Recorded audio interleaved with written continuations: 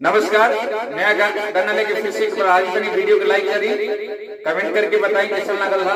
अगर वो हमारा चैनल पे नया बनी तो प्लीज चैनल पे सब्सक्राइब जरूर करी, बेल आइकन प्रेस करी और पे क्लिक करी ताकि जो भी नया वीडियो रहे सबसे पहले रोज पहुंचे।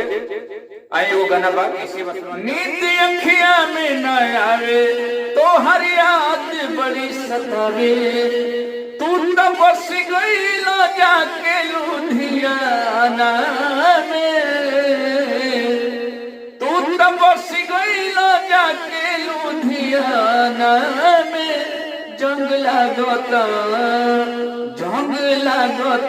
बलम हो कारखाना में, जंग लागोता बलम हो कारखाना। नींद अखियां में न आवे तो हर याद बड़ी सतावे, तू तो बस गई लो जाके लुधियाना में। जंग लागोता से तोहरे कारखाना में, जंग लागोता बलम हो कारखाना में। कह के सुहागिन बनवला अभागी, सिधिया पट से जैसे रतिया की नागी। कह के सुहागिन बनवला अभागी, सिधिया पट से जैसे रतिया की नागी। दिल डूबल चाहे लभ के तराना में, जंग लागोता बलम जी कारखाना में, जंग लागोता के तोहरे कारखाना में। कैसे के दी पिया दिन ना पुराता, ए हो बेदर्दी तोहरा कुछ ना बुझाता।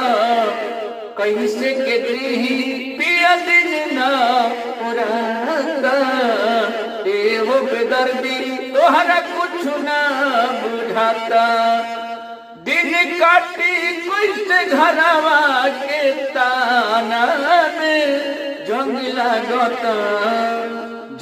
लागोता बलम हो कारखाना में, जंग लागोता बलम हो कारखाना में। भावे न सिंगार तोहरा बिना सैया, देर जन कर हाजय अपना तू गैया। भावे न सिंगार तोहरा बिना सैया, देर जन कर आजय अपना तू गैया। ढेर पारा जन होखे वाला हर जाना में, जंग लागोता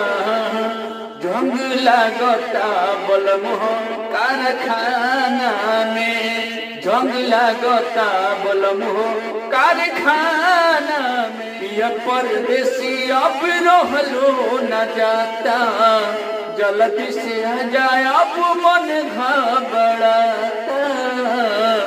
पिया परदेसी अब रहलो न जाता, जल्दी से आजा अब मन घबराता। मन लगाई कसहू मन में तो के गाना में, जंग लागोता बलम हो कारखाना में, जंग लागोता बलम हो कारखाना में। नींद अखियां में न आवे तो हर याद बड़ी सतावे, तू तो बस गई लो जाके लुधियाना में। जंग लागोता बलम हो कारखाना में, जंग लागोता पे तोहरे कारखाना में। नमस्कार।